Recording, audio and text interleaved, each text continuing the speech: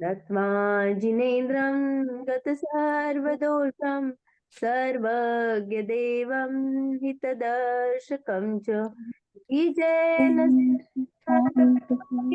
केयं विरच्यते स्वल्पधियां हिताय।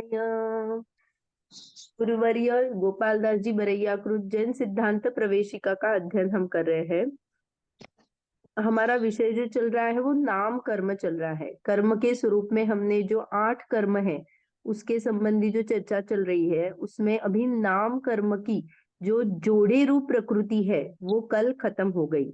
जो जोड़े थे कौन कौन से थे? तो क्या था? त्रस, स्थावर। त्रस में क्या थे? 2 इंद्रिय से पंचेंद्रिय जीव। स्थावर में क्या थे? 1 इंद्रिय जीव। ये जीव के परिणाम लेना, ये जीव विपाकी प्रकृति है। फिर बादर और सूक्ष्म देखा। बादर कौन से थे? जो किसी से माने अड़े और अड़ाए जा सकते, वो बादर है। और वो जो अड़ते नहीं अड़ाते नहीं वो सूक्ष्म है। सूक्ष्म है।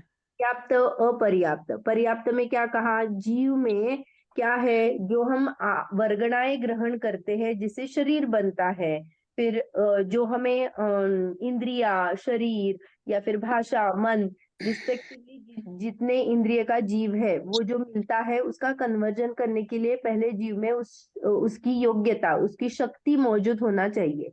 तो ये पर्याप्ति कंप्लीट करती है। तो जो जीव की शक्ति की पूर्णता को पर्याप्ति कहते हैं। तो कुछ कुछ पर्याप्त होते हैं, कुछ अपर्याप्त होते हैं। जो एक श्वास में ही 18 बार जन्म मरण करते हैं, उनमें उतनी आयु ही नहीं होती है कि जब वो पर्याप्ति पूरी कर सके, वो उससे पहले ही मरण को प्राप्त हो जाते हैं। हमने देखा था प्रत्येक और साधारण। प्रत्येक और साधारण में क्या देखा था? प्रत्येक माने एक शरीर में एक जीव रहता है। साधारण में क्या था? एक शरीर में अनंत जीव उसके करते हैं। क्या स्वामी करते होते हैं, स्वामी हैं? होते हैं। हाँ, स्वामी होते हैं। एक ही शरीर को शेयर करते हैं सभी लोग, वो साधारण हो गया। फिर हमने बाकी के जो जोड़े थे वो देखा था स्थिर अस्थिर। इसमें क्या लगाया था? शरीर के धातु और उपधातु है वो अगर स्थान पे रहते हैं तो जीव स्थिर होता है। स्थिर माने क्या होता है? निरोगी, सुदृढ़ होता है। हाँ, और अगर वो चलायमान हो जाते हैं, स्थान पे नहीं रहते या उनका कन्वर्जन होता है तो वो अस्थिर नाम कर्म पाता है। इसीलिए इसमें जब धातु और धातु क्या है? कल हमने पढ़ा था वो रक्त, अच्छा। रक्त, मांस, हाँ मज्जा, हाँ हाँ हाँ ये सब जो है वो धातु है। और हाँ। उपधातु उसी का ही बाय ये आ जाता है। आपको देखना है क्या? वहां से ले लूं क्या? कल मैंने यहाँ पे उसका रिवीजन करवाया था। एक मिनट, हम उससे पढ़ कल लेते। क्लास हुई थी? हाँ, मैंने परसों ही करवाया था। ओहो, तब तो हाँ, हमें मालूम नहीं, कल हमने नहीं ज्वाइन की, हमका छुट्टी है।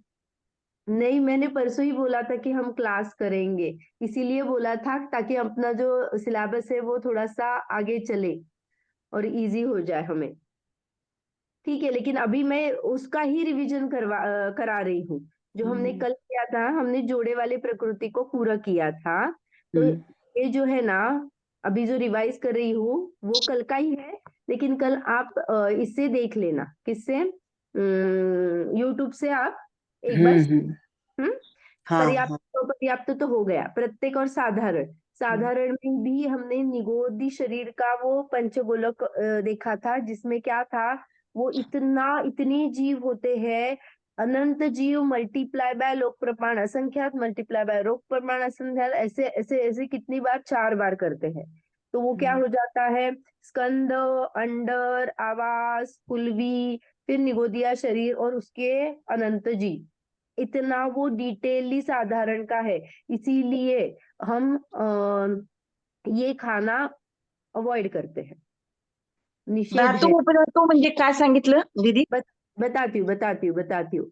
अभी जो चल रहा है वो स्थिर और अस्थिर, जिसमें क्या हाँ कहा? धातु और उपधातु क्या है? अविनाश माने अचल रहते हैं, कहीं पे हिलते नहीं है। और अस्थिर में वो हिल जाते हैं या उनका परिणमन होता है। तो धातु होते हैं रस, रक्त, मांस, मेदा, हड्डी, मज्जा और शुक्र। और जो उपधातु है वो वात, पित्त, कफ, सीरा, स्नायु, चर्म, उदराग्नि। किसी किसी को एसिडिटी की बीमारी होती है तो वो ये उदराग्नि, जो एक्टिव जूसेस चाहिए जो डाइजेस्ट कर सके, उनकी कमतरता होती है। कभी कभी लकवा मार जाता है तो वात का इम्बैलेंस हो जाता है। तो ये सब जो भी हमारे शरीर में रोग आदि हो जाते हैं तो उसमें क्या है, उपधातु में कम ज्यादा या धातु हिलते रहते हैं, इसके वजह से होता है। निरोगी शरीर का स्थिर का उदय होता है। और जो अनिरोगी या फिर अच्छा शरीर नहीं है, जिसमें कुछ न कुछ रोग पाए जाते हैं, उसका अस्थिर का नाम कर्म का उदय पाया जाता है। ओके। ये हमने कल ओके देखा था। दीदी, तो दीदी रोगी को कौन से नाम कर्म का होता है? रोगी जो होता है ना, जिसमें हाँ। रोग जाते हैं, वो अस्थिर नाम कर्म का उदय पाया जाता है। और यहाँ पे स्थिरता जो है ना, ये धातु धातु माने शरीर के अवयव की लेना, यहाँ पे चारित्र की मुख्यता से वो स्थिरता, आत्मा में स्थिरता वैसा नहीं लेना। अच्छा अच्छा, जी जी।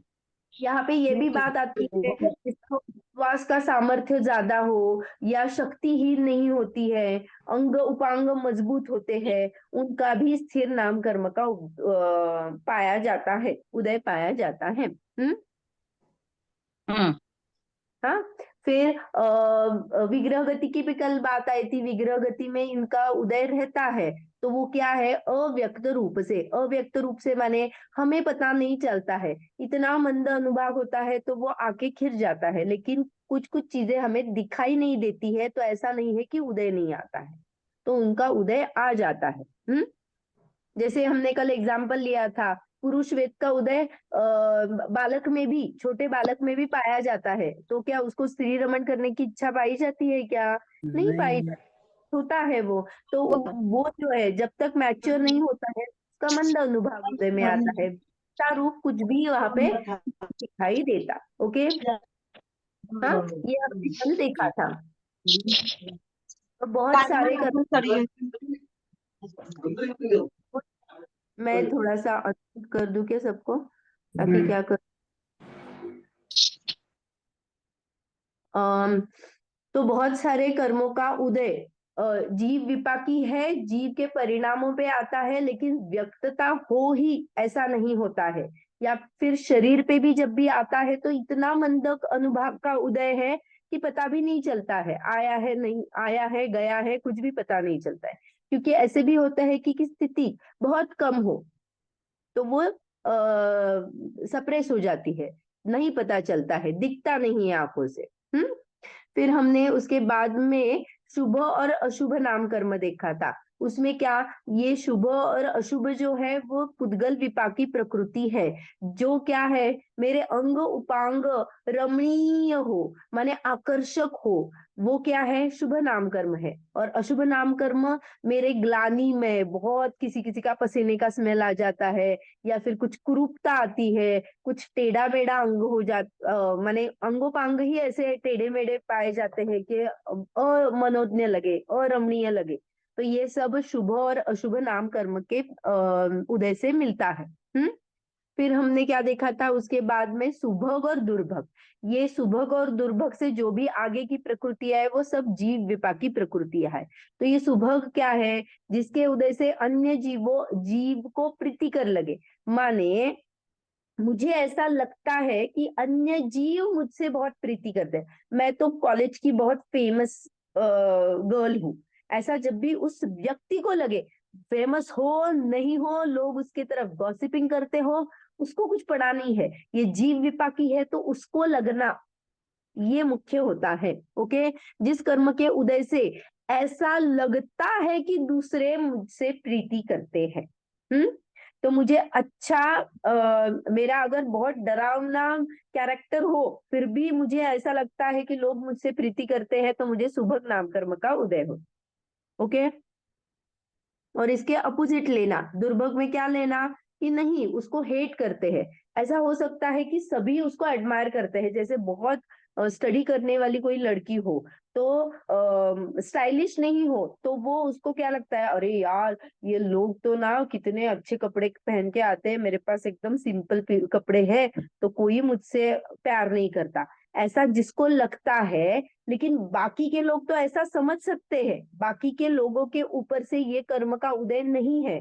बाकी के लोग कभी कभी ऐसा भी कर सकते हैं कि कैसी गंवार लड़की है, ये भी हो, या अरे कितनी पढ़ाई करती है यार, इसके जैसे मुझे मार्क क्यों नहीं आते हैं, मुझे तो बहुत अच्छी लगती है ये पढ़ाई में। ऐसे दोनों तरह की बातें दूसरों से हो सकती है, लेकिन ये जीव विपाकी प्रकृति होने से मुझे क्या लगता है, अगर मैं खुद से हेट्रेट करती हूँ या खुद को ऐसा फील करवाती हूँ, अरे लोग कोई मुझे प्यार ही नहीं करता है, तो मुझे दुर्भग नाम कर्म का उदय है। ओके, सेम इससे रिलेटेड सुस्वर और दुस्वर है। एग्जैक्टली जैसे प्रीतिकर लगाना, ये अपने आवाज के ऊपर है, जिसके उदय से मधुर स्वर उत्पन्न हो वह सुस्वर है, और जिसके उदय से बुरा स्वर उत्पन्न हो वो दुस्वर है। माने मुझे ऐसा लगता है कि मेरी आवाज बहुत सुरीली है तो सुस्वर है, मुझे ऐसा लगता है कि मेरी आवाज बहुत गंदी है, एकदम आवाज अच्छी निकलती नहीं, मैं गाना नहीं गाऊंगी, तो मुझे दुस्वर का नाम कर्म का उदय है। ये क्लियर है? माई फीलिंग, जब भी जीव विपाक्य होता है वो माई फीलिंग होता है। और बहुत बार ऐसा पाया जाता है निमित्त नैमित्तिक संबंध घना, कि जिसको ऐसा मन में लगता है सुस्वर का उदय है, उसकी आवाज बाहर से सुरीली ही होती है। ये निमित्त नैमित्तिक घना संबंध है। वो निमित्त पे लगाएंगे हम, अगर होती है नहीं होती है तो भी। इसके आगे था आदेय और अनादेय।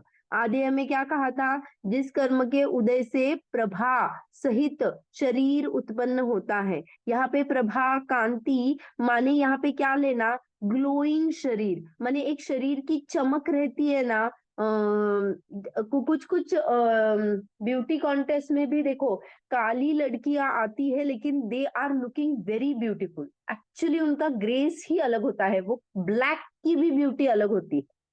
तो ये जो है ना, ब्रपा और कांति काले गोरे से नहीं है, तो ये किससे है, तो वो एक ग्लोइंग शरीर पे जो इफेक्ट होता है, वो अगर मुझे लगता है तो मैं बहुत क्या हूं, दिखने में अच्छी हूँ, ये जब मुझे लगता है वो आदेय है। और मुझे ऐसे लगता है कि अगर मुझे कांति रहित शरीर है तो वो क्या है, अनादेय है। ओके, दूसरों को मोहित करने वाला शरीर या फिर आकर्षक, चमक, ये सब आदेय में आता है। इसकी और एक परिभाषा धवल में आई है। देखो, जो भी नॉर्मली क्या बोलते हैं, बहुत सारे कंबाइन इफेक्ट आ जाते हैं। मेरा स्किन ग्लोइंग है, मैं बहुत अच्छे से खुद को रिप्रेजेंट करती हूँ, तो उस पर्सन का आदर नॉर्मली किया जाता है। बहुमान्यता प्राप्त हो जाती है उसको, तो वो आदेय होता है। मेरा आदर सम्मान हो रहा है ऐसा अगर मुझे फीलिंग आ रही है तो वो आदेय है। और कोई मेरा रिस्पेक्ट नहीं करता है, बहुत हीन भाव से मुझे देखते हैं, ऐसे अगर फीलिंग आती है तो वो अनादेय का नाम कर्म है। ये दो परिभाषा अलग अलग आई है, उसको दोनों को हम ये करेंगे। नीचे यहाँ पे धवल की परिभाषा दी है और ऊपर अपने जैन सिद्धांत प्रवेशिका की परिभाषा दी है। जब भी अगर आता है तो आप दोनों लिख भी सकते। जिस कर्म के उदय से हमें ऐसा लगता है कि मेरा शरीर कांतिमय आकर्षक है, तो वो क्या है, आदेय नाम कर्म है। ओके, ये कल का ही पार्ट में रिपीट कर रही हूँ। यशस कीर्ति नाम कर्म और अयशस कीर्ति नाम कर्म, इसमें क्या कहा था, यश और कीर्ति ये दोनों अलग चीजें हैं। यश माने गुण और कीर्ति माने उद्भावन। उद्भावन माने ख्याति करना। मेरे अच्छे गुणों की, अगर मेरे में अच्छे गुण है, उसको मैं बहुत उसकी ख्याति करती हूँ, प्रसिद्धि करती हूँ, तो वो यशस कीर्ति नाम कर्म का उदय मुझ में चल रहा है। और अगर मेरे अविद्यमान अवगुणों का अगर प्रकटीकरण होता है, या ऐसे भी कह सकते हो कि मेरे जो पाप गुण है उसकी ख्याति हो रही है, मेरे जो अवगुण है उसका प्रगटीकरण हो रहा है, तो वो अयशस कीर्ति नाम कर्म का फल क्या है, उदय है, चल रहा है मुझे। ओके, जैसे लादेन का एग्जाम्पल कल मैंने दिया था। लादेन बुरा काम करता है, एक्चुअली तो खराब है, लेकिन वो खुद को बहुत बड़ा मानता है, वो बुरा कार्य करके भी उसके अवगुणों को प्रकट करना चाहता है, लोगों को डरा के रखना चाहता है। तो उसके मन में जो भाव है वो यशस कीर्ति के है, क्योंकि वो गुणों का क्या कर रहा है, प्रगटीकरण कर रहा है। कौन से गुणों का? कि उसमें जो गुण है जो लोगों को क्या करे, ख्याति करे, डरा के रखे, ऐसे वाले। ओके, ये क्लियर है सभी को यहाँ तक? जी जी जी। Yes, very nice. तो कल हमने स्टार्ट किया था तीर्थंकर नाम कर्म किसे दीदी कहते हैं? यश में बुरे गुणों का प्रकट या अच्छे गुणों दोनों का हो सकता है? दोनों लेना, अविद्यमान विद्यमान भी लेना। जैसे मेरे पास क्या है, जैसे कल ये भी एग्जांपल आया था कि अगर मेरा बेटा है तो उसमें गुण तो थोड़े हैं, माने वो क्या है कि एक ही उसने दिन क्या किया, घर को क्लीन किया, तो मैंने बोल क्या दिया, अरे वो पूरे घर को रोज क्लीन करता है। तो ये क्या है, एक्चुअली वो सच्ची बात है क्या? मैंने लेकिन क्या किया, उसके गुण, एक बार के गुणों की ख्याति कर दी। हाँ, ऐसा जब उसको लगता है, एग्जाम्पल पर की हिसाब से देते हैं, हाँ? लेकिन आप खुद के हिसाब से लेना, क्योंकि ये जीव विपाक की प्रकृति है। नहीं, जैसे आपने बोला लादेन का, तो लादेन तो अपने बुरे गुण प्रकट कर रहा हो, उसकी ख्याति चाह रहा। हाँ, लेकिन हमें वो बुरे लगते हैं ना, उसको तो वही चाहिए ना, वो तो लोगों को उसका बुरा यश कीर्ति लगता का है। नाम कर्म का उदय होगा। नहीं, उसके यशस कीर्ति नाम कर्मता उदय क्यों कहा? क्योंकि उसको खुद से अपना गुण, दूसरों को डराए रखना, ये खुद का उसको गुण लग रहा है। यहाँ पे अच्छे और बुरे गुण मत लेना, माने दूसरों को डरा के रखना, ये वो खुद का गुण मान रहा है और उसकी ख्याति कर रहा है, और उसको अच्छा लग रहा है ना, लोक में उसकी प्रशंसा हो रही है किस हिसाब से, ख्याति हो रही किस हिसाब से। कभी कभी बोलते हैं ना, कुछ कुछ लोग बुरे स्टंट करके भी खुद को ख्याति पाना चाहते हैं, जी बुरा कार्य करते, लेकिन उसको फिल गुण हो रहा है ना, तो ये यशस कीर्ति नाम कर्म है। अगर खुद को बुरा नहीं मान रहा है, वो अंदर से उसको बहुत खेद है, लोग उसके कभी कभी क्या होता है, कुछ कुछ बच्चे होते हैं कि 80-90% पाते हैं एग्जाम में, लेकिन उनको पता है कि अरे मैंने तो 95 का स्टडी किया था यार, मुझे तो क्या नहीं मिला। तो ख्याति तो उनकी होती है, लेकिन अंदर से उनको अयशस कीर्ति नाम कर्म का उदय है, क्योंकि क्या है, खुद के गुणों के प्रति वो क्या है, जगत में वो वैसी वाली ख्याति वो नहीं ये कर रहे हैं। तो कोई अगर रिपोर्टर उनके बारे में ऐसा कहता है कि ये 70% है, 80% है, तो ये बुरा भी लगता है उनको, और वैसी ख्याति हो जाती है ना।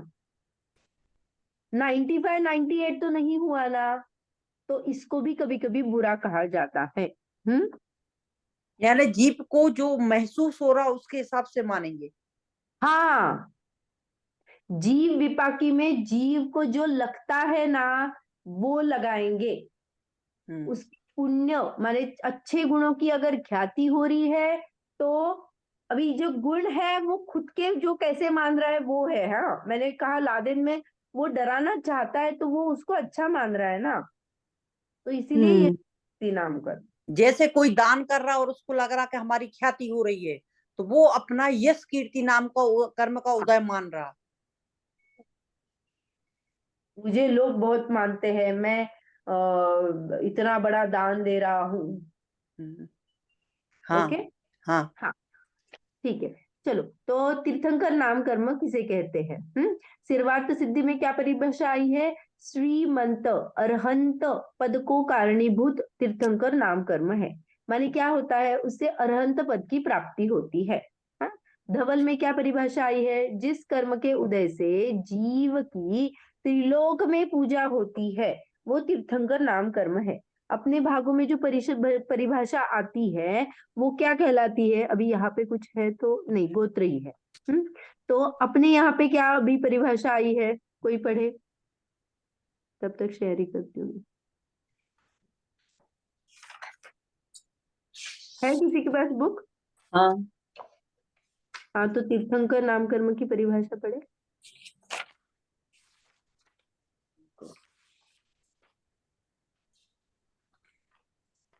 देखो यहां से मैं पढ़ती हूँ। जिस कर्म के उदय से तीर्थंकर पद प्राप्त हो उसे तीर्थंकर नाम कर्म कहते हैं। एकदम इजी वे परिभाषा बोली, जिससे मैं 13वें गुणस्थान को प्राप्त करूं उसे तीर्थंकर नाम कर्म कहते हैं। हमने भागों में परिभाषा क्या देखी थी? तो उसमें 3 चीजें आई थी। क्या? जिससे समोशरण की रचना होती है, जो तीर्थंकर नाम प्रकृति का उदय होता है, और धर्म तीर्थ का उपदेश देते हैं। इसको 3 मिला के इसे तीर्थंकर कहते हैं। ऐसे तीर्थंकर की परिभाषा भागों में आई। तो ये जो है, ये 13वें और 14वें गुणस्थान में इसका उदय आता है। ये जीव विपाकी प्रकृति है और ये सर्वोत्कृष्ट प्रकृति है, सर्वोत्कृष्ट प्रशस्त प्रकृति है। माने इससे बहुत अलग अलग चीजें मिलती है। एक तो परम औदारिक शरीर बन जाता है, सब जो भी प्रकृति या जो नॉर्मल थी उसका एकदम अद्भुत अलग कन्वर्जन हो जाता है बिकॉज ऑफ तीर्थंकर नाम प्रकृति। तो ये अच्छी प्रकृति है ना, हाँ। तो हमें इसका बंद करना चाहिए ना। हाँ। नहीं करना चाहिए। हाँ, कर्मों का बंध ही दुख का कारण है। तो ऐसा। तीर्थंकर जो भी बन रहे हैं ना, उन्हें भी बांधनी नहीं है, वो तो बंध गई। उनके विशुद्ध परिणाम थे और वो बंध गई। वो थोड़ी चाहते हैं कि अपना समोशरण लगे, विभूति आदि हो। वो तो वो बाहर की तामझाम देख ही नहीं रहे हैं, वो अपने अंदर में मग्न है। और सहज ही लोगों के पुण्य कर्म से उनकी दिव्य ध्वनि कीर्ति है। वो जानबूझ के कुछ भी बताते नहीं, कुछ भी कहते नहीं। तो जैसे 16 कारण व्रत बोलते हैं, करने से तीर्थंकर प्रगति का बंद होता है, तो ये करना भाव न भाना, तो ये फिर। हाँ, पढ़ते हैं, नीचे एक फुटनोट आई है, वो भी पढ़ते हैं। तो देखो, अभी तो 2 चीजें मैं बोल रही हूँ। एक तो ये होता है कि अवतारवादी जो कहते हैं, वो क्या कहते हैं तीर्थंकर कर्म के बारे में, कि भूतल पे जब भी संकट आता है तो ये भगवान के अवतार खुद की रचना करते हैं और उन जीवों का उद्धार करने के लिए वो प्रकट होते हैं। ये दुर्जनों का विनाश, सज्जनों की रक्षा करने हेतु, धर्म स्थापना करने हेतु ये अवतारवादियों का कथन है। लेकिन ये हम भी मानते हैं कि स्पेसिफिक काल में तीर्थंकर होते हैं। भोग भूमि चले जाने के बाद में जब भी चतुर्थ काल आता है तो क्या हो जाता है, ये तीर्थ माने जो भगवान तीर्थंकर होते हैं उससे एक्चुअली वस्तु व्यवस्था पता चल जाती है। तो धर्म का उपदेश मिलता है कि नहीं? मिलता है।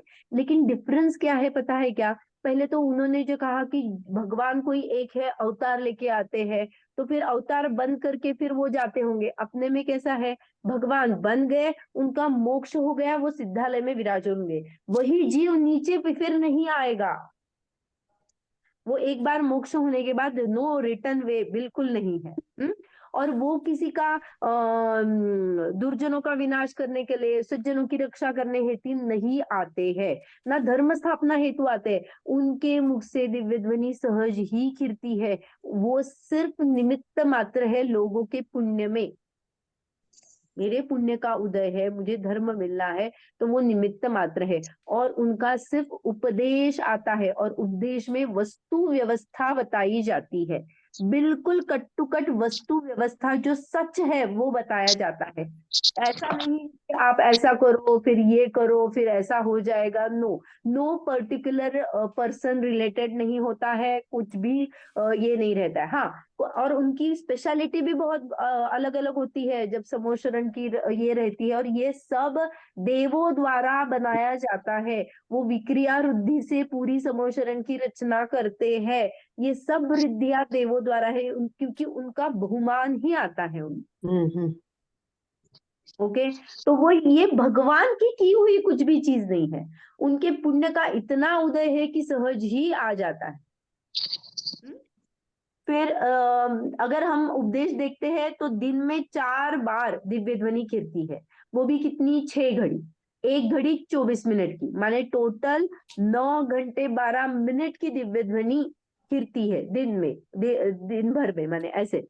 हाँ, अगर लेकिन गंधर्व, चक्रवर्ती, इंद्र उनको अगर कुछ प्रश्न पूछे या फिर उनके पुण्य से ऐसा लगे कि अरे नहीं इनको जानना है, तो उतनी वंस मोर, कभी कभी हम बोलते हैं ना किसी शो को वंस मोर, तो वैसे भी दिव्य ध्वनि खिल सकती है।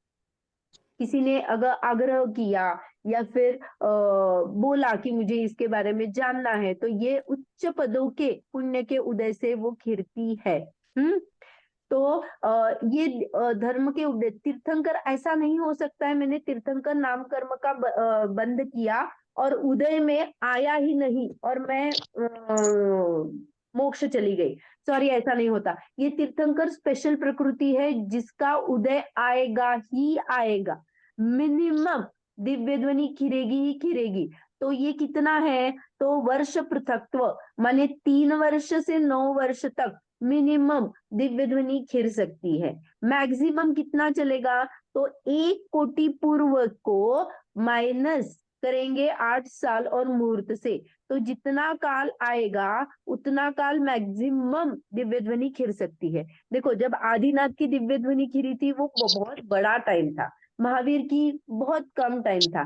तो जैसे जैसे काल का प्रभाव कम हो जाता है, आयु हाइट जैसे जैसे कम हो जाती है, वैसे वैसे दिव्य ध्वनि का भी, समोशरण की रचना भी पहले कुछ 12 योजन थी, फिर 1 योजन हो गई, माने कम हो गया ना, वो विस्तार कम हो गया। वैसे काल के प्रभाव से ये घटबढ़ हो सकता है, लेकिन विदाउट उपदेश दिए बिना ये तीर्थंकर नाम कर्म बांधे और लेकिन ऐसे ही चले गए, ऐसा कभी भी नहीं हो सकता है। उनका उदय में आना जरूरी है, जरूरी है, जरूरी है। इसीलिए कितने ही समूह शरण में बैठ के मुनिराज तब ध्यान लगा के पूरे, या मुनि दक्षा लगे, वो केवल ही सिद्ध भगवान हो जाते हैं, लेकिन ये तीर्थंकर भगवान वही बैठे हैं। देखो उन तीर्थंकर के समोशरण में आए हुए भक्तगण वहीं पे मुनिराज दीक्षा लेके मुनिव्रत धारण करके पूरे ध्यान लगा के मोक्ष को भी जा सकते हैं। और लेकिन तीर्थंकर आपने बांधी है ना, तो आपको उतना टाइम बैठना पड़ेगा, उपदेश देना पड़ेगा। दिस इज द टाइम, ये होता है तीर्थंकर में। ओके, मोहन हो एक गए। किसी का आवाज आ रहा है, म्यूट कर ले आप अपने आप को। तो ये मैक्सिमम दिव्य ध्वनि का काल जो बोला 1 कोटि पूर्व, तो पूर्व कितना बड़ा है पता है क्या, 84,000 84,000 लाख मल्टीप्लाई बाय 84,000 लाख, इतना बड़ा काल होता है वो, इतनी दिव्य ध्वनि चल सकती है। तो ये छोटी मोटी ये नहीं है। ओके, कभी कभी तीर्थंकर प्रकृति को बहुत प्रशस्त क्यों किया जाता है, क्योंकि ये ज्ञानी भगवान, ज्ञानी मनुष्य को ही बंधती है। माने ये 3 प्रकृतियां हैं जो ज्ञानी को ही बनती है। एक आहारक द्विक हमने देखा था, आहारक पुतला सिर्फ भावलिंगी मुनिराजों को ही होता है, तो वो जो है आहारक द्विक, वो वाली और तीर्थंकर प्रकृति ये सम्यक दर्शन से पहले बनती ही नहीं है। आप सम्यक दर्शन पा लो, ज्ञानी बनो, और फिर तभी आपको ये प्रकृति का बंध हो सकता है। ओके, ये तीर्थंकर प्रकृति 4थे गुणस्थान से 8वें गुणस्थान के 6वें भाग तक कभी भी बंध उसका हो सकता है, उदय 13वें 14वें में आ जाएगा। ये इसकी कंपलसरी उदय में आके ही खिलेगा। जैसे आहारक द्विक का कभी कभी क्या होता है, 7वें गुणस्थान से बनती है, 8वें के 6वें भाग तक बनती रहती है, उदय 6वें में आता है। उदय 6वें गुणस्थान में आहारक द्विक का पुतला निकता है, वो आता है। लेकिन कभी कभी ऐसा हो भी कि मैंने वो आहारक द्विक का बंध तो कर लिया, लेकिन मैं 7वें से 6वें में आई ही नहीं, 7वें से मैंने श्रेणी चढ़ी आगे गई, तो वो बंध हुई प्रकृति का क्या करेंगे, तो उसकी उद्वेलना होके वो खत्म हो जाती है, वो अन्य रूप में कन्वर्ट होके वो डिलीट हो जाती है वहां से। उसका उदय आए भी ऐसा जरूरी नहीं है। किसका? आहारक द्विक का। तीर्थंकर का आएगा ही आएगा। दोनों की स्थिति, आहारक द्विक की और तीर्थंकर की भी मैक्सिमम स्थिति कितनी है? अंत कोडाकुड़ी सागर प्रमाण होती है।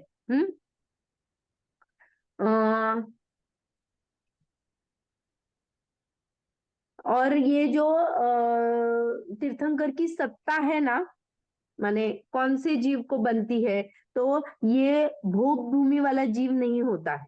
मनुष्य और तिर्यंच जो है, जिसकी आयु बंध गई है, तो वो तीर्थंकर प्रकृति नहीं बांधता है।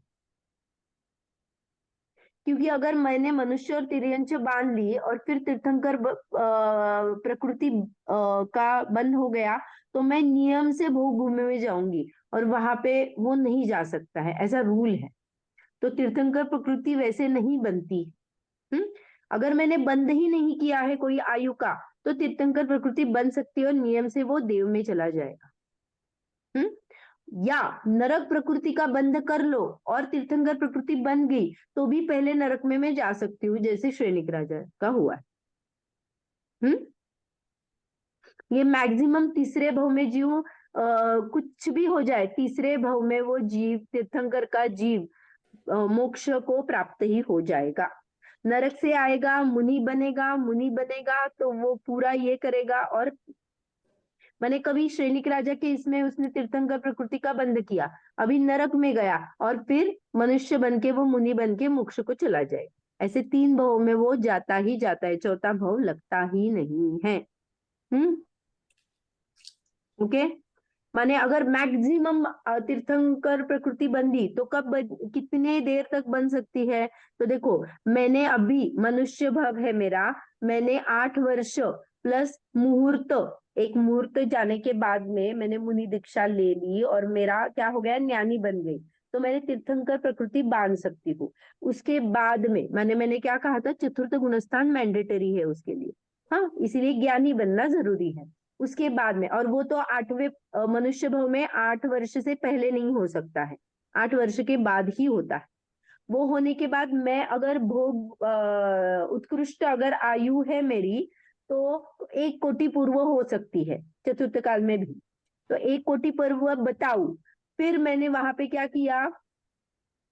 किसी देव या नरक, नरक का तो नहीं होगा, देव का ही होगा। तो देव का अगर मैं मैक्सिमम ले रहे हैं तो देव का होगा, और मैं आ गया सर्वार्थ सिद्धि का देव बनूंगी। अगर सर्वार्थ सिद्धि का देव बनूंगी तो 33 सागर मेरी क्या होगी? आयु होगी। 33 सागर होने के बाद में फिर मैं मनुष्य बन के आऊंगी और वहां पे 12वें गुणस्थान तक तीर्थंकर प्रकृति बनेगी। उसके बाद में 13वें में उदय आ जाएगा।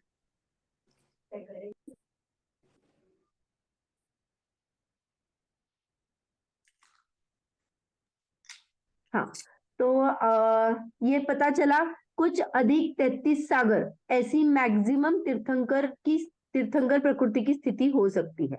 तो ये क्यों लिखा? क्योंकि मैंने मनुष्य में बंद किया, फिर मेरी मनुष्य आई 1 कोटि पूर्व की होती है, फिर सर्वार्थ सिद्धि में 33 सागर बिताए, और फिर मैं मनुष्य भव में आके फिर मैंने 1 कोटि पूर्व आयु में 12वें गुण स्थान तक मैं जब तक जाती हूँ तब तक तीर्थंकर प्रकृति बनती है। तो ये कुछ अधिक कितना है? तो इतना ज्यादा हो सकता है, क्योंकि वहां पे कुछ स्पेसिफिकली नहीं आया है। कुछ अधिक 33 सागर इतना ही आया है। तो कुछ 33 सागर में ये 33 सागर तो सर्वार्थ सिद्धि के है, और मनुष्य भव के पहला 1 कोटि पूर्व, और जब तक वो 12वें गुण स्थान तक नहीं पहुंच जाता है तब तक के 12 वर्ष, तब तक के जितना काल है उतना 1 कोटि पूर्व भी कह सकते हैं। लेकिन सिर्फ उसमें से 8 वर्ष और मुहूर्त को माइनस करेंगे, क्योंकि उसमें क्या होता है? सम्यक दर्शन नहीं, माने वो जन्मने हाँ। के तीर्थंकर नहीं होते ना डायरेक्टली, 8 वर्ष के बाद होता है ना, तो इसीलिए माइनस करेंगे।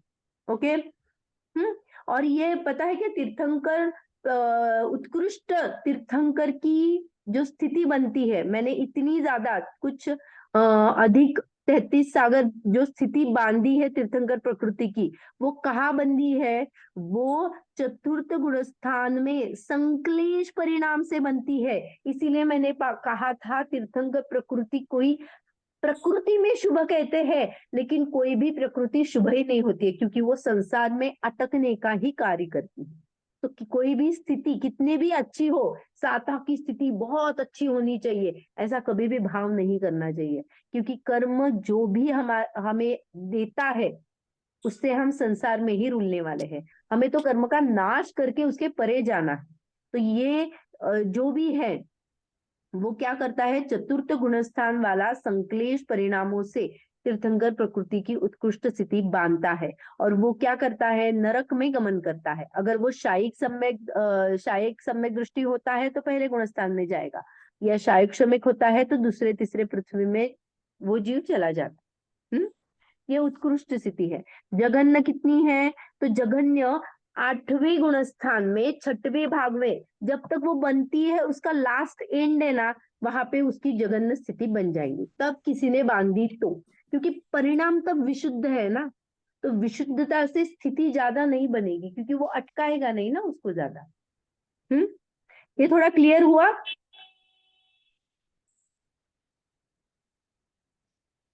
अभी बहुत ज्यादा क्लियर नहीं हुआ।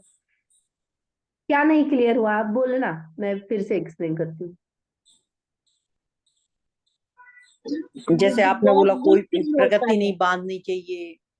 हाँ देखो, जो भी मैंने अगर क्या किया, तीर्थंकर प्रकृति बांधी, तो तीर्थंकर प्रकृति बांधने के बाद में मुझे उतनी देर तक जितनी भी स्थिति है उसकी, तब तक मुझे संसार में रहना पड़ेगा ना।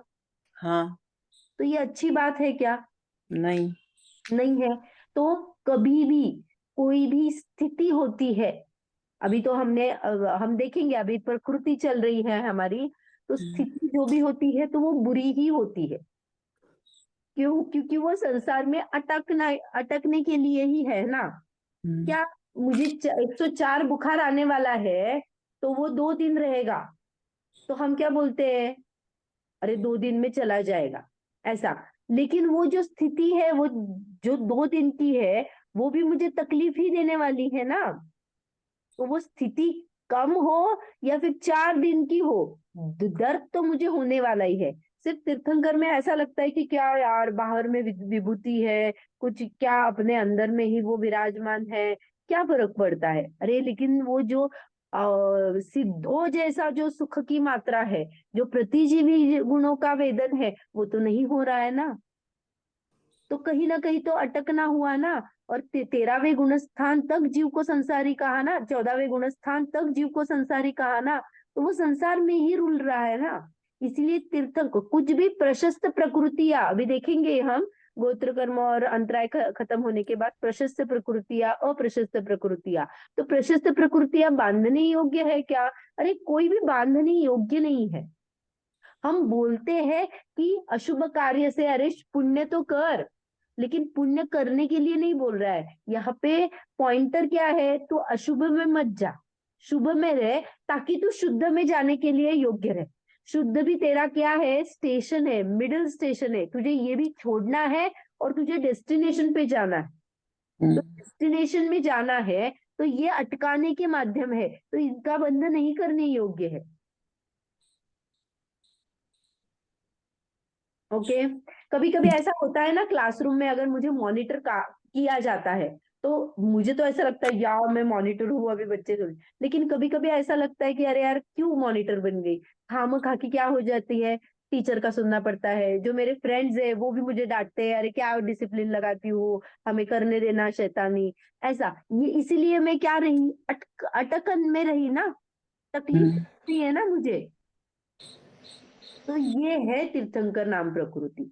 तो उसे बांधने की जरूरत नहीं होती है। जो भी इंटेंशन से अभी जो कहा आपने कि 12 भावना का चिंतन कर से तीर्थंकर प्रकृति का बंध होता है, तो अगर मैं 12 भावना का चिंतन डेली करूंगी तो तीर्थंकर प्रकृति बंध जाएगी क्या?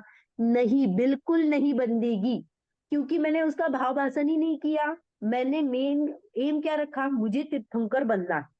ये अंदर का जो अभिप्राय है ना, वही गलत है, तो वो तीर्थंकर तो मैं बनने से रही।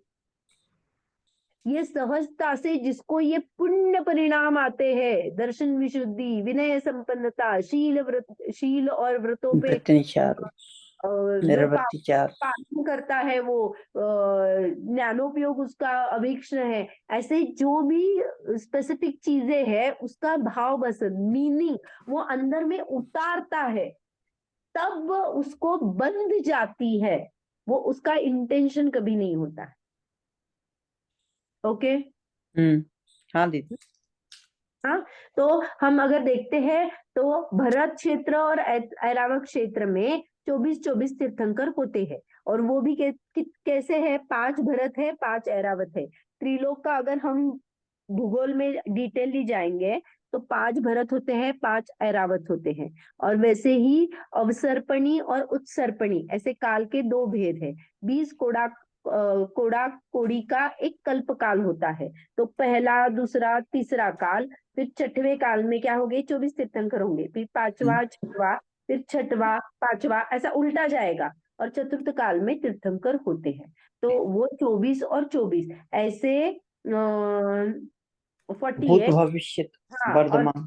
भविष्य वर्तमान ऐसे पूरे मिला के अगर करेंगे तो 720 तीर्थंकर बनते हैं। ओके।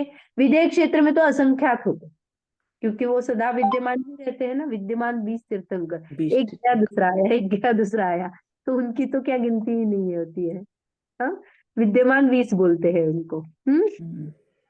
हाँ, तो ये जो तीर्थंकर होते हैं जन्म से 3 धारी होते हैं। अगर मैं मनुष्य जन्म में तीर्थंकर नाम प्रकृति का के साथ जन्मी तो वो जन्म से ही 3 ज्ञान के धारी होते हैं। अवधि ज्ञान उनको पाया जाता है। ओके। अवधि मन पर्याय और मुनि बन जाते हैं तब उनको मन पर्याय ज्ञान मन की पर्याय हो जाता कि मुनि मन पर्याय ज्ञान स्टार्टिंग मने मुनि की अवस्था में ही होता है, संसार के श्रावक अवस्था में नहीं होता है।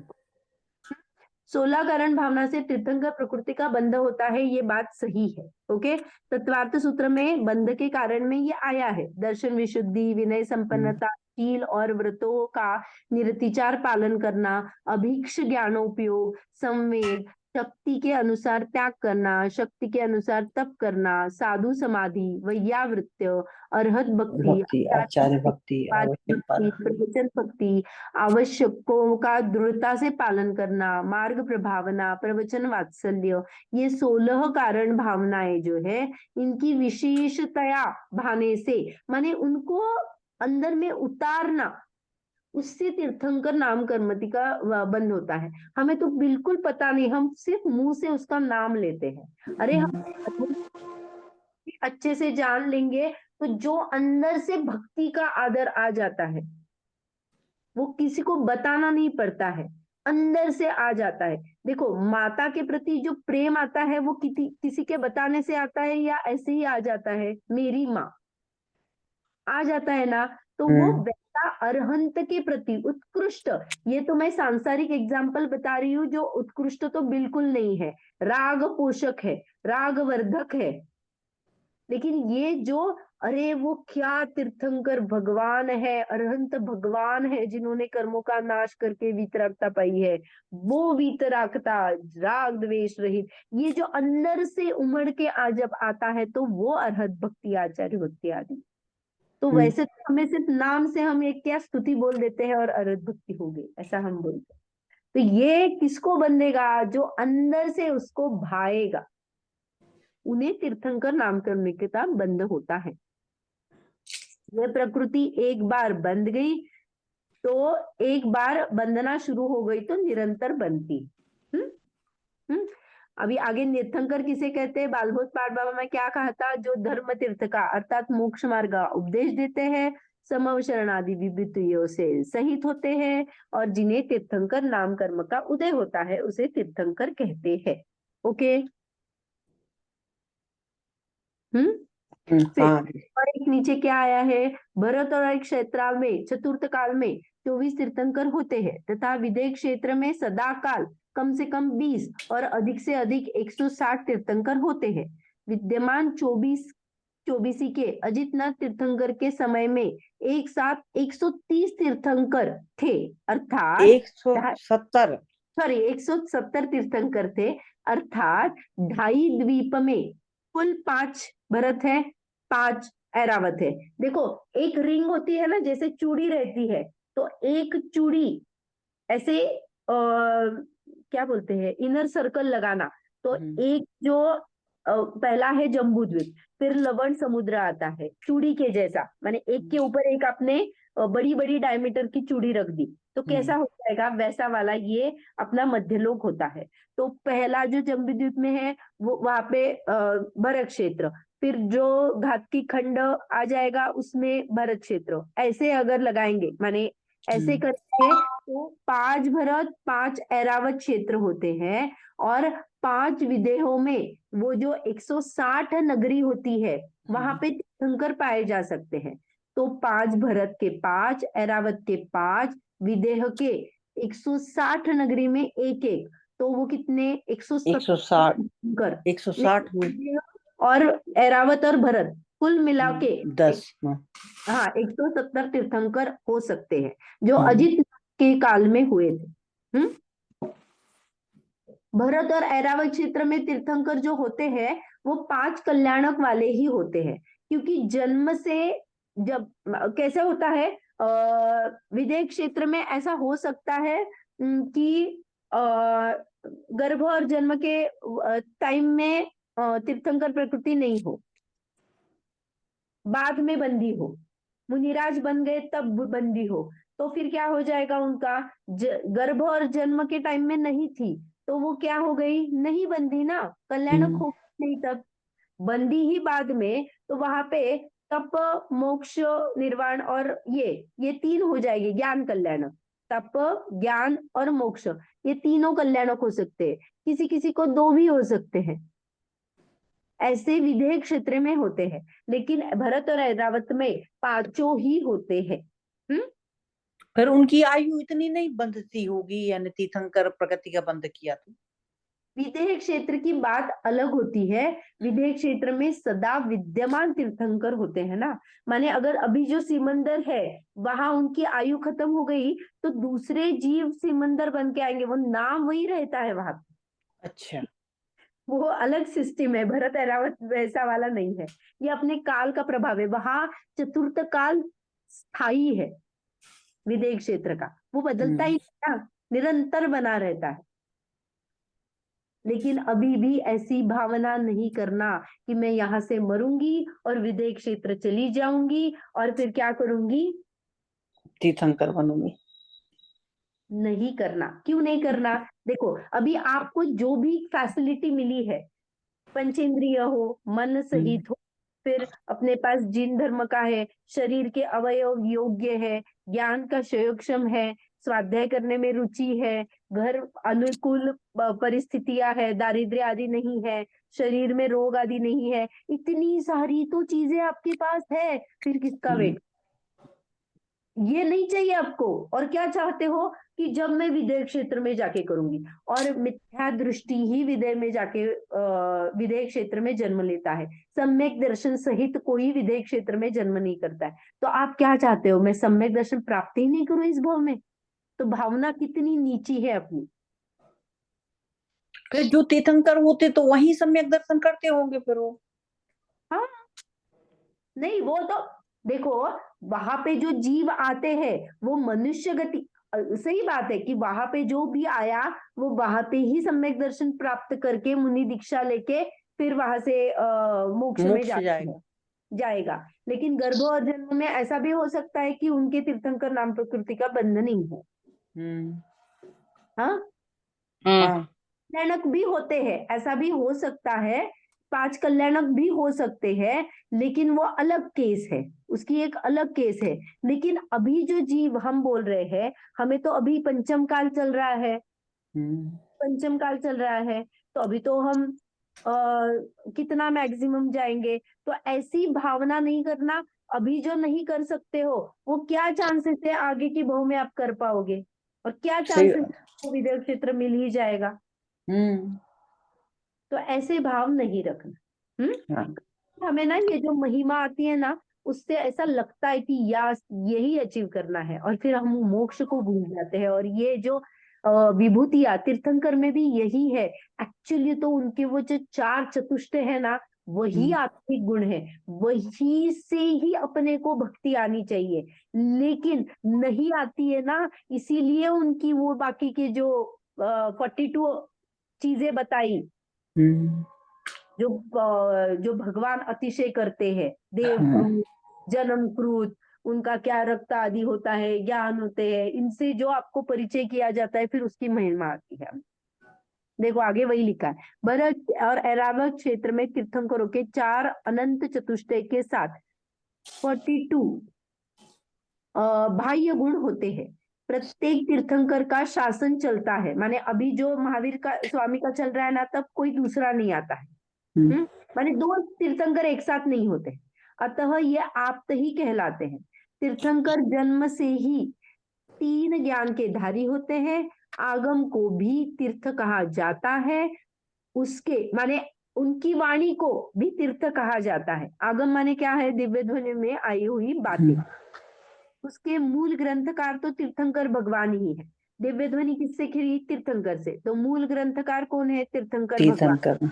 लेकिन तीर्थंकर ये जो गंधर्वों ने लिखी, फिर ये परंपरा से हम बोलते हैं माने आगे की कौन से, तो ये आगम। अभी जो मोक्ष मार्ग प्रकाशक है, तो क्या लिखा है? टोडरमल जी ने लिखा है। तो एक्चुअली टोडरमल जी भी अंदर क्या बोलते हैं? ये तो भगवान के वाणी से मेरे से रचना हो रही है, मैंने तो कुछ लिखा ही नहीं। यही बताते हैं, तो वैसा ले लेना। तीर्थंकरों के आहार निहार आदि कुछ नहीं होता, दाढ़ी मूछ आदि नहीं होती है, सिर पर बाल होते हैं और शरीर में निगोदिया शरीर रहित जीव होता है। एक तीर्थंकरों का आहार तो होता है, नहीं होता है, इसमें लिखा है ना आहार होता है, परंतु लेकिन उनका निहार निहार नहीं होता। मैंने आहार मने वाला कौलाहार वाला नहीं होता है, उनको आहार वर्गणा। होता है। देखो मैं जो आहार की बात कर रही थी, वो अपने जैसा हम जो भोजन करते हैं वैसा आहार नहीं होता है। उनको जो आहार होता है वो कौन सा है?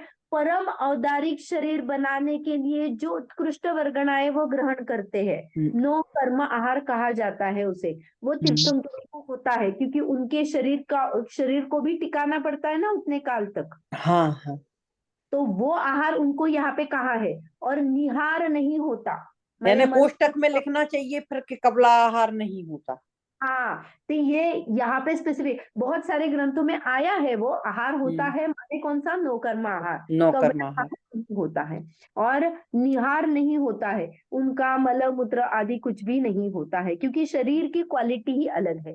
फिर उनके दाढ़ी मूछ आदि कुछ नहीं होता है, सिर पे बाल होते हैं। ये ऐसे कुछ कुछ बहुत सारे फैक्ट्स है तीर्थंकरों के, जब ये तीर्थंकर बन जाते हैं। खाली नो कर्म का आहार करते हैं तीर्थंकर। हाँ, नो कर्म माने जो शरीर बनाने के लिए जो वर्गणा लगती है वही आहार रहता है, बाकी तो वो तो ध्यान में मग्न रहते हैं ना। हाँ, एक है कि उनका तीर्थंकर का विहार होता है। फिर तीर्थंकर प्रकृति का जब उदय होता है, लेकिन शरीर नहीं होता है, ऐसा कौन सा है? माने ये विभूतियां नहीं होती है, समवशरण नहीं होता है। मुझे तीर्थंकर नाम प्रकृति का उदय तो चल रहा है, लेकिन समवशरण नहीं है, तो विहार काल में थोड़ी समवशरण होता है, वो तो विघटित होता है, और जहां पे वो जाएंगे वहां पे फिर समवशरण की रचना होती है। तो विहार काल में नहीं होता है। फिर जब वो योग निरोध करते हैं, माने अभी कुछ नहीं, योगों में कंपन भी नहीं, उनका क्षय करने के लिए जो करते हैं, तब भी तीर्थंकर नाम प्रकृति माने शरीर नहीं होता है, शरीर में कंपन नहीं होता है, योग नहीं होता है, तब भी शरीर नहीं है, लेकिन तीर्थंकर प्रकृति का उदय आता है। और 14वें गुणस्थान में तो आपको पता ही है, शरीर नहीं है, लेकिन वहां पे भी तीर्थंकर प्रकृति का उदय चलता है। तो उस समय समूसरण खत्म हो जाता होगा क्या? उस समय समूसरण नहीं रहता होगा, अयुग केवली होगा जब। ये 3 एक्सेप्शन बताए, क्योंकि हमने जो डेफिनेशन अभी पढ़ी थी ऊपर, उसमें क्या लिखा था? धर्मदीप तीर्थ का उपदेश देते हैं, समोषण आदि विभूति से युक्त होते हैं। तीर्थंकर नाम प्रकृति का, देखो तीर्थंकर नाम प्रकृति का उदय तो होता है 13वें 14वें गुणस्थान में पूरे काल तक होता है, 14वें के अंत में चला जाता है और खत्म हो जाता है। लेकिन समोशरण आदि विभूतियां हर टाइम में होती है क्या? तो नहीं, तो कब कब नहीं होती है? विहार काल में नहीं होती है, योग निरोध करने के बाद भी नहीं होती है, और 14वें गुणस्थान में भी नहीं होती है। बहुत 14वें गुणस्थान को जाने के पहले का काल है एकदम। हाँ ओके, वहां पे समोशरण नहीं होता है, उपदेश नहीं होता है। ओके, क्योंकि विहार करते करते टाइम में थोड़ी उपदेश होता है, नहीं होता है। तो ये दोनों चीजें वहां पे ये लगाना। और अगर तत्वार्थ सार में तीर्थंकर की परीक्षा डेफिनेशन देखेंगे तो वहां पे लिखा है जिसके उदय से तीर्थंकरत्व का वेदन होता है। तो तीर्थंकरत्व का वेदन माने क्या लेना? तो ये तीर्थंकरत्व का वेदन, तो ये इसको समझाने के लिए ये सब लिखे जाते हैं हमें भाव भाषण में। चिंता बहुत विभूति के धारी है, समोशरण आदि विभूति होती है, तो ये सब हमें बताया जाता है। ओके, कभी कभी ऐसा भी आ जाता है, एक मिनट, हाँ एक ही मिनट, मैं बताती हूँ। इंद्र, चक्रवर्ती, नारायण आदि, ये इनके भी क्यों सेपरेट वाले ये नहीं बनाए नाम कर्म? उनके भी बहुत, हम बोलते हैं ना चक्रवर्ती का पद है, बहुत भाग्यशाली पद है, ऐसा जब बोलते हैं तो वहां पे ये क्यों नहीं कहा इंद्र या चक्रवर्ती नाम कर्म, ऐसा क्यों नहीं लगाया? तो वहां पे ये उत्तर आता है। तो ये जो बाकी के हैं वो इतनी क्वालिटी के नहीं है जैसे उनका औदारिक शरीर रहता है आदि। और दूसरी बात, उनका उच्च गोत्र में, जो हम नेक्स्ट में पढ़ने वाले हैं, उच्च गोत्र में समावेश किया जाता है उनका। जो उच्च गोत्र है उसमें उनका समावेश किया जाता है। ओके, हाँ दीदी, उनका अलग से नाम नहीं गिनाया है। हाँ, ये क्लियर हो गया? हाँ तो ये जो नाम प्रकृति है, इसका एग्जाम्पल क्या आता है? चित्रकार। अभी हमारा लास्ट हो गया ना, सभी नाम प्रकृतियां खत्म हो गई। तो ये चित्र विचित्र जीव के परिणामों का भी वेरिएशन होता है और शरीर की रचना भी होती है, जैसे रहते हैं, रेंज ऑफ वेरिएशंस रहते हैं, इसीलिए इसका एग्जाम्पल चित्रकार आया है। ओके, आठवें अष्टम अधिकार में तत्वार्थ सूत्र के 11वें सूत्र में इसकी ये बताया है, पूरे नाम कर्म के जो प्रकृति गिनाई है वो 8वें अध्याय के 11वें सूत्र में बताया गया है। ओके, फिर ये जो नाम प्रकृति है वो मोक्ष मार्ग प्रकाशक में 43 पेज पे एक सेंटेंस है, मैं पढ़ती हूँ, देखो। हाँ, तो ये 43 पेज पे जो है ना, नाम प्रकृति, नाम कर्मोदय जन्य अवस्था जीव की क्या होती है, तो उसमें ये सब पूरे वर्णन आए हुए हैं नाम प्रकृति के। मैक्सिमम बताया जाता है कि नाम कर्म के उदय से जीव में मनुष्य आदि गतियां प्राप्त होती है, फिर पर्याय रूप उसकी अवस्था होती है, त्रस्थावर आदि विशेष उत्पन्न होते हैं, एक इंद्रिय जाति आदि धारण करता है, फिर शरीरों का संबंध होता है, फिर बंधन होता है, फिर अंगोपांग की योग्य स्थान प्रमाण से सहित होता है, माने निर्माण आ गया, फिर मन की रचना होती है, द्रव्येंद्रिया माने इंद्रियों की बात आई, फिर शरीर के आकार प्रकार होते हैं तो संस्थान की बात आई, फिर वर्ण स्पर्श रस गंध वर्ण विशेष होता है, स्थूल सूक्ष्म आदि का होना, फिर श्वासोच्छ्वास स्वर उत्पन्न होना, ऐसे फिर आगे भी कहा है नाड़ी वायु योग वायु गोला आदि रूप पवन रूप शरीर के अंग जानना, माने स्थिर अस्थिर, जो हमने कहा था कि धातु उपधा धातु का जहाँ पे वात पित्त कफ का बैलेंस आया है वो, फिर भाषा पर्याप्ति आदि ग्रहण करते हैं, शुभ अशुभ गमन आदि होता है, अपयश आदि बाह्य निमित्त बनते हैं, ऐसे पूरे उसमें ये बताया गया है। और इस प्रकार नाम कर्म के उदय से स्वयं में नाना प्रकार की रचना होती है, अन्य कोई करने वाला नहीं है, तथा तीर्थंकर आदि प्रकृतियां यहाँ है ही नहीं। माने ये जो तीर्थंकर प्रकृतियां है वो अलग ही प्रकृति है। नाम प्रकृति है लेकिन वो एक अलग कैटेगरी वाली प्रकृति है, ऐसा जानना। ओके, क्योंकि ये जीव के भाव पे लगाया है। ये क्लियर है? हाँ देखो, अभी हमारा नाम पूरा कंप्लीट हो गया है। अभी गोत्र की चर्चा कल करेंगे। ओके, हाँ हाँ गोत्र में भी उच्च और नीच गोत्र, फिर अंतराय, और अंतराय के बाद में ये जो पूरे प्रकृतियां है उसमें पुण्य कौन सी है, पाप कौन सी है, घाती कौन सी है, अघाती कौन सी है। तो जब हमने 8 कर्म देखे थे तो हमें थोड़ा बहुत पता था, अभी उसके उत्तर भेद भी पता है ना। सबके बाइफिकेशंस बहुत बड़ा चार्ट बन गया ना अभी हमारा। सबके भेद हो गए, ज्ञानावरण के 5, दर्शनावरण के 9, मोहनीय के 28, ऐसे पूरे लगाएंगे। तो अभी उसमें पूरे डिटेल में हम चर्चा करने वाले हैं। कुछ नहीं, चार्ट बनाएंगे तो धीरे धीरे सब पता चल जाएगा, कोई डिफिकल्ट नहीं है। ओके, तो कल हम अंतराय की चर्चा करेंगे। आज हमने पूरा तीर्थंकर को अच्छे से देखा। तीर्थंकर एक्चुअली इतनी बड़ी है, उसके अगर डिटेल में जाएंगे ना तो वो देवकृत अतिशय क्या होते हैं, क्या क्या है, प्रातिहार्य कौन से है, ये डिटेल में हम नहीं जा रहे हैं, लेकिन उसका वर्णन बहुत है क्योंकि वो अलग ही प्रकृति है। बहुत पुण्य के उदय से वो सारी सामग्री मिलती है ना, इसीलिए। दीदी चार्ट भेजना, क्या? चार्ट सेंड करना, वो अगले भी अपने भूल गए हैं। हाँ, यस यस यस, मैं भेजती हूँ। ओके, अभी वाली स्तुति करते हैं।